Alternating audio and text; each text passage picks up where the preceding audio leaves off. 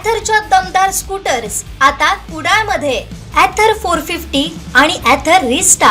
आजच भेट द्या Ather showroom, Mumbai Goa highway, Kudal, hotel spice कोकणच्या समोर. संपर्क 9730 10 64 77. दक्षिण कोकणातील प्रसिद्ध व जागृत देवस्थान वेंगुर्ला तालुक्यातील तुळस येथील ग्रामदैवता नराचा नारायण श्रीदेव जयतीरचा वार्षिक उत्सव शनिवारपासून सुरू होत आहे. यानिमित्त तुळस गावात चैतन्याचं वातावरण पाहायला मिळत आहे. पाहूयात.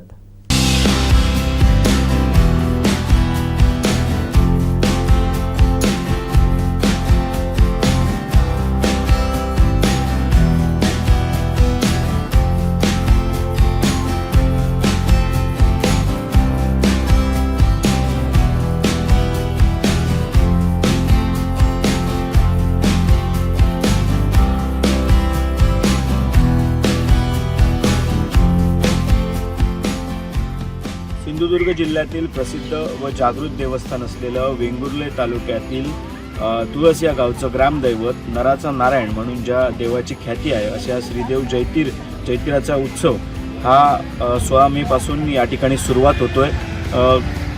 तुळस गावातील प्रत्येक ग्रामस्थांना ज्या उत्सवाची आतुरतेने ज्या उत्सवाची ते ग्रामस्थ वाट बघत असतात असा जयतीर उत्सव हा या ठिकाणी 16 मे पासून सुरुवात होतो आणि यानिमित्त जय्यत तयारी ही करण्यात आलेली आहे.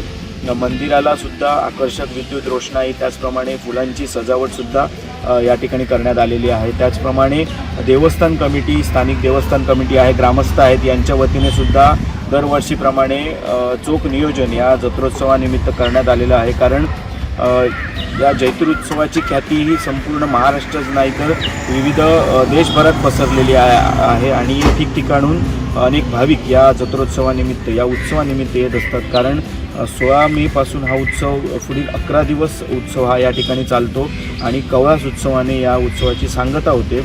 या ठिकाणचं जे प्रमुख दैवत आहे श्रीदेव जयतीर हा या 11 दिवसांच्या कालावधीमध्ये या ठिकाणी भाविकांच्या भेटीसाठी सुद्धा त्यांच्या घरोघरी जातो. त्याच्यामुळे आपला देव हा येत असल्यामुळे या संपूर्ण भागात पंचक्रोशीमध्ये एक उत्साहाचं वातावरण या संपूर्ण 11 दिवसात आपल्याला पाहायला मिळतं आणि या निमित्त या जत्रोत्सवाची जय्यत तयारीसुद्धा या ठिकाणी करण्यात येते.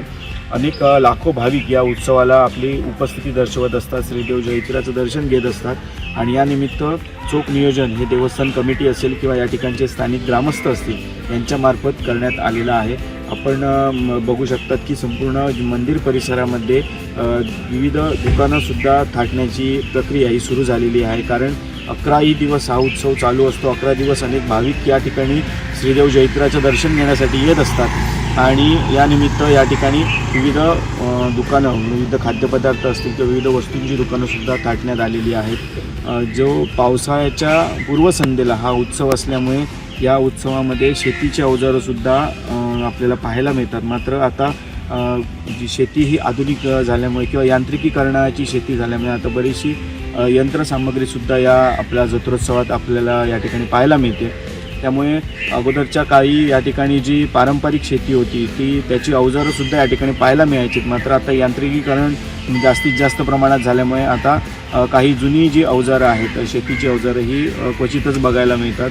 त्या ठिकाणी शेतकऱ्यांचा उत्सवसुद्धा या उत्सवाला असं म्हटलं जायचं. कारण शेतीसाठी लागणारी, कारण जयतीर उत्सव कवळास उत्सव झाल्यानंतर लगेचच पावसाचं आगमन होतं आणि या पावसाच्या आगमनाला शेतीला सुरुवात होते. त्यामुळे शेतकऱ्यांना उपयुक्त अशी वस्तूसुद्धा या उत्सवात आपल्याला पाहायला या अगोदर मोठ्या प्रमाणात मिळायच्या. आता काही प्रमाणात यांत्रिकीकरणामुळे त्या कमी प्रमाणात पाहायला मिळतात. मात्र एकंदरीत जर पाहिलं असता जयतीर उत्सवाच्या या ठिकाणी होत असल्यामुळे आणि श्रीदेव जयतीर हा या 11 दिवसांच्या कालावधीमध्ये अवसारी स्वरूपात या ठिकाणी असतो आणि या जयतीर जो पहिल्या दिवशीचा जो उत्सव असतो त्या दिवशी श्रीदेव जयतीर हा अवसारी सर्व भाविकांना दर्शन देतो. प्रतिवर्षीप्रमाणे चालत आलेला हा उत्सव याच्या आगमनामुळे श्रीदेव जयतीचं आगमन होत असल्यामुळे संपूर्ण तुळस गाव असेल किंवा पंचक्रोशीमध्ये सध्या उत्साहाचं वातावरण पाहायला मिळत आहे. 16 मे पासून हा उत्सव सुरू होतो आहे आणि पुढील 11 दिवस कवळास उत्सवाने याची सांगता होणार आहे. कोकणसाद लाईव्हसाठी दीपेश परब, वेंगुर्ला.